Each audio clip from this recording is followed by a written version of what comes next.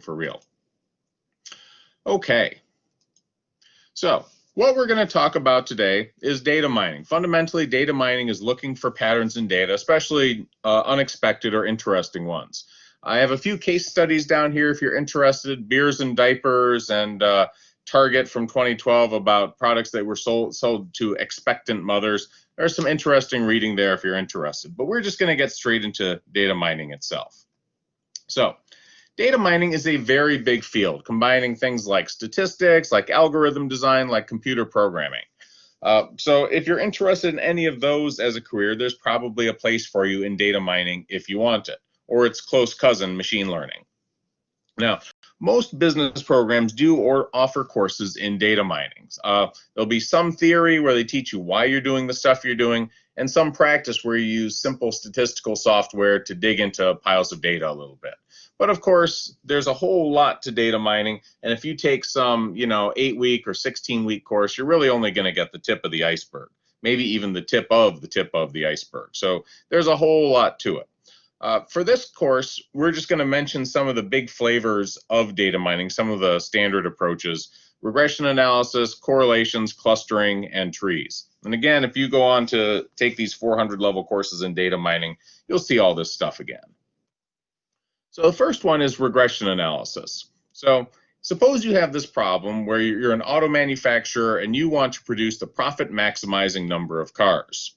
Okay, you want to basically figure out how many cars is a good number to produce for the coming year.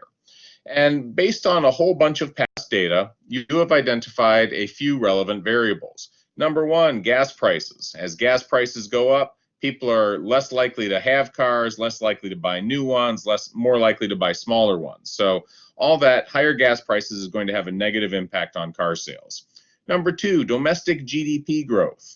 Okay, so as domestic growth goes up, basically if we're saying the economy is doing well, then people will have money, they'll want to spend it, they're more likely to buy a new car. If the situation is bad, they're more likely to push it off. Then there's consumer confidence. Consumer confidence is surely correlated with domestic GDP growth, but the issue there is fundamentally where people think their lives are getting better, right? So GDP growth could encompass a lot of things. You could, for example, have part of the country doing well and the other part not doing so well. Consumer confidence is more of a balanced picture that looks kind of at how everybody's doing. So again, if consumer confidence is up, if people personally feel that their situation is safe, and they're not going, their job is stable, their income is stable, they're more likely to take a chance on buying some sort of long-term purchase like a car that they'll be probably paying on for the next 3 to 5 years. And last, interest rates. As interest rates grow higher, people are less likely to buy a car because it makes the real price of a car somewhat higher. On the other hand, if interest rates are very low, then people will say, wow, this is a good time to buy a car. I'm going to get in on some of that. Okay, so at any rate, the auto manufacturer has looked into their data, and this is what they've observed. So the next step is they crunch out an equation for it. Okay, so if we look at the estimate line here, y equals alpha plus beta 0 times x 0 and so on, that is basically a line equation, right? So the y would be the result of all the stuff on the left, all the stuff on the right rather, and it represents the number of cars that are expected to be sold. The alpha value represents the number if all the x's are zeros. So if all the x's are zeros, then all of those beta times x products are also going to be zeros. Okay, so that's what the alpha is. Then the rest of it, to figure out your estimate of cars, you basically have a model that produces these beta values, basically showing how important the variable changes are. For example, a variable with a very large beta means if x changes a little bit, beta times x will change a lot. On the other hand, if beta is very small, then you need a very large change in x to make that product increase by very much. Okay, so variables that are pretty important tend to have high betas. Variables that are not that important tend to have lower betas. So we see in the numbers below, the betas range anywhere from 30,000 to 5,000. So the most important two are gas prices, which is this first one, beta 0, and interest rates, which is a negative 25,000. The other two are much smaller. So for example, domestic GDP growth, that happens to be 15,000, consumer confidence only 5,000. At any rate, the betas and the alpha are all given to you by your model, so you have some regression analysis software that crunches the numbers and gives you that. And then the x's you plug in are just the values for what you foresee going, in the year ahead, the current state of things. So whatever your gas prices are, that's x sub 0. Whatever domestic GDP growth in percent is, that's x1, and so on. So if we crunch all the numbers, we have 500,000. Let me I'm going to make that a little smaller. I'll do this in Notepad. Okay, so our estimate of sales, y, so predicted sales equals 500,000, that's the alpha, plus 3 times 30,000 plus 3 times 15,000 plus 50 times 5,000 plus 5 times negative 25,000. Okay, if we crunch all those numbers together, equals 500,000 plus 90,000 plus 75,000 plus 250,000 minus 125,000 equals what? 756.25, 715, I believe 680,000. Okay, if I've done the math correctly, which is always kind of a toss up. No, 3484, maybe it's 9.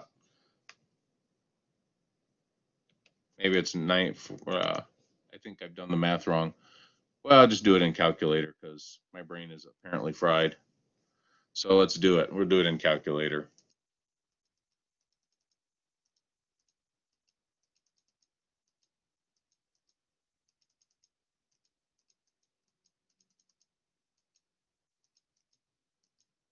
Yeah. So 790,000. Okay, so that's our estimated sales based on these numbers. And if any of those numbers change, like gas prices, GDP growth, consumer confidence, then our predicted sales would change. Okay, so key point, for all of these data mining models, you won't need to do the math, right? You just need to understand what regression analysis is. Fundamentally, it means creating a linear equation, right? A typically linear equation that predicts an outcome based on prior data. Okay, that's what regression analysis is. Okay, moving on, because we got to crunch all this stuff off. Next thing, correlations. So here we have a problem in a retail store looking at what video game products tend to be bought together. And as relevant data, you have a year of purchases of video game systems and accessories. So consoles, controllers, steering wheels, keyboards, and games. So for all this, this is a chart showing information about 1,000 transactions where items were bought. Okay, so for consoles were bought 250 times. Every time a console was bought, well, of course, a console was bought. 100 times out of that, a controller was bought. 40 times out of 250, a steering wheel was bought. 200 times out of 250, a game was bought. Okay, so that's what all this means. So this axis going down this way means, hey, you know what? I'm just going to lift this and put it in Paint. I can edit it much more easily.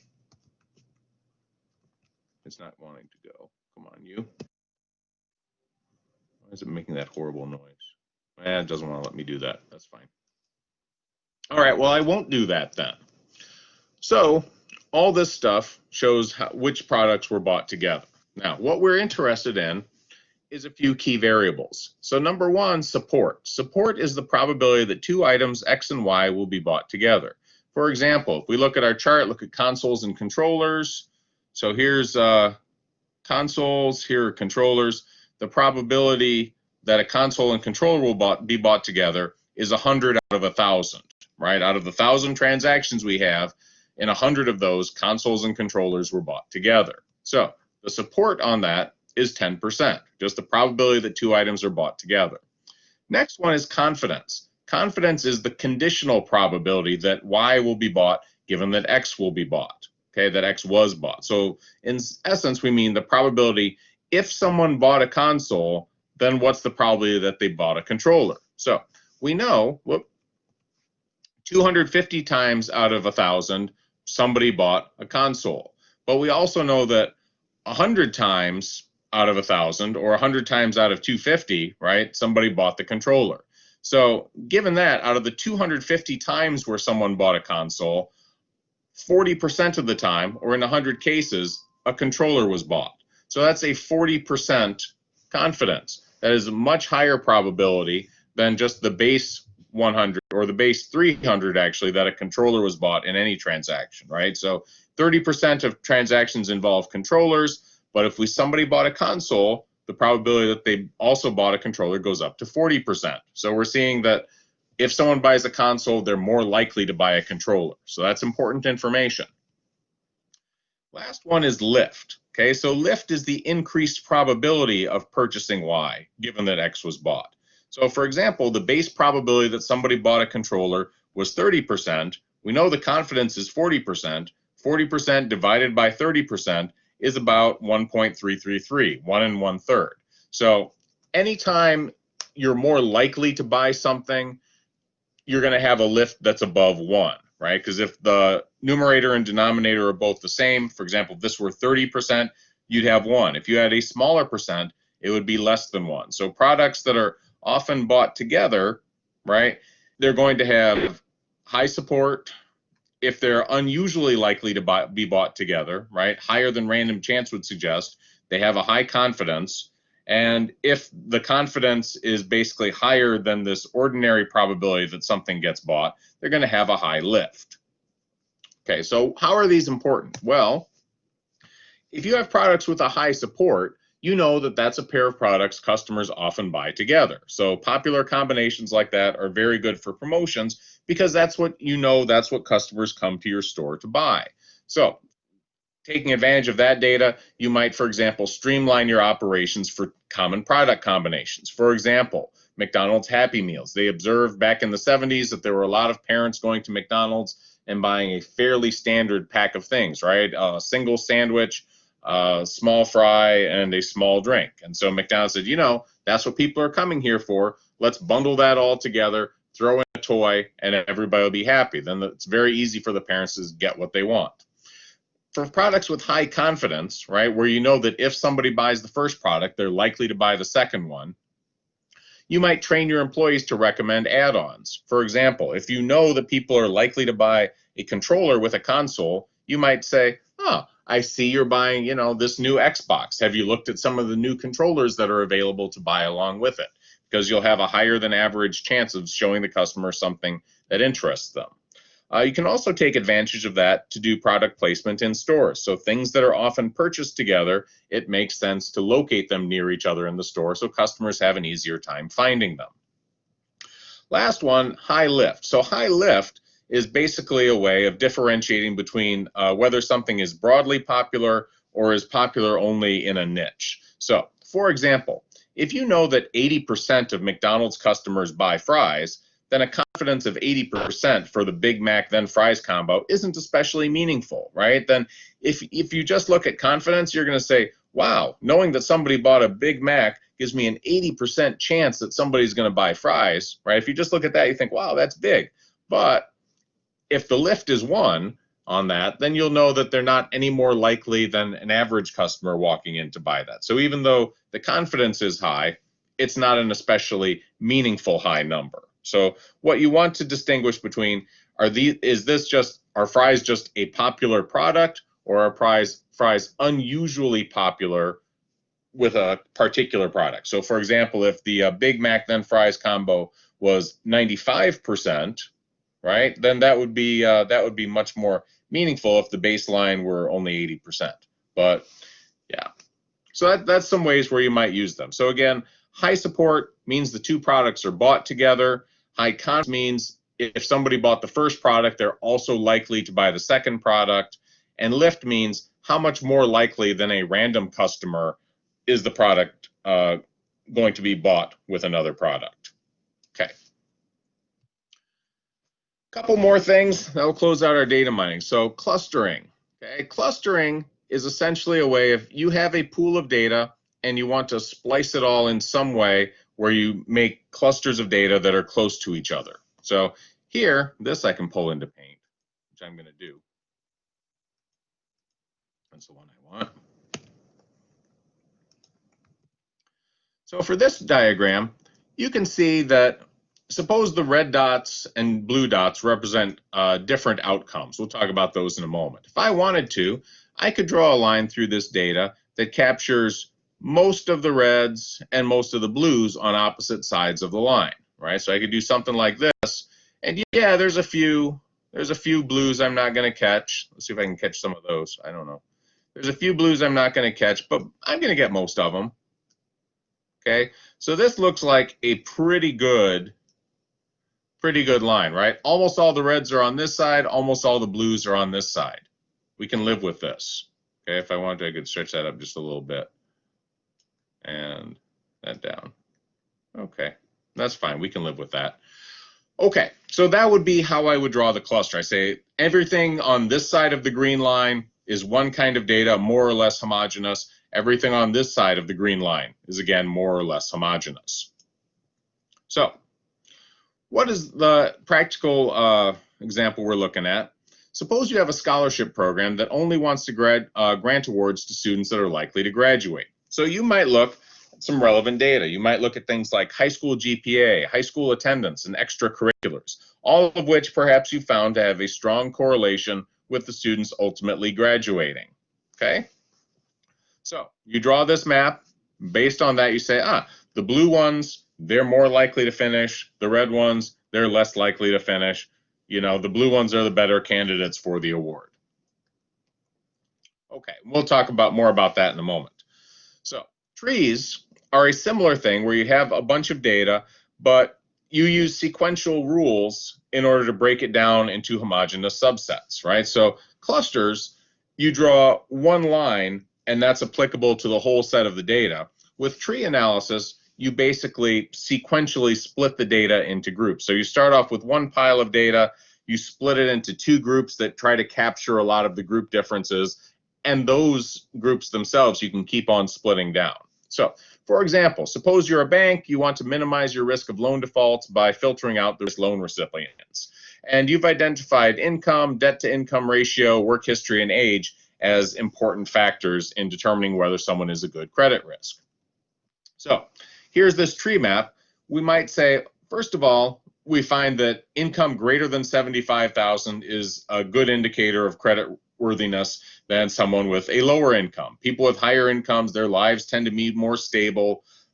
They're observed to be less likely to default. On the other hand, people with income below $75,000 in general are more likely to default. But we can look at our numbers and we find out that maybe there's a little bit more there than meets the eye. So for example, we might split this income group into people with a low debt to income ratio, right? For example, less than 0.5, and observe that those people are a very good risk for credit, right? They have high income, they don't have much debt, they're pretty safe. On the other hand, people that do have a lot of debt already, maybe those ones are throwing some red flags. Maybe those are not especially good credit risks.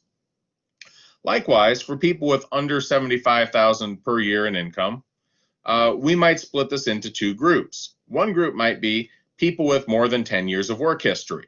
And we might observe that people, even if they have a low income, if they've had a stable life and a long work history, you know, we might find that they're actually really good credit risks. So they pay their bills even though they don't have a lot of money.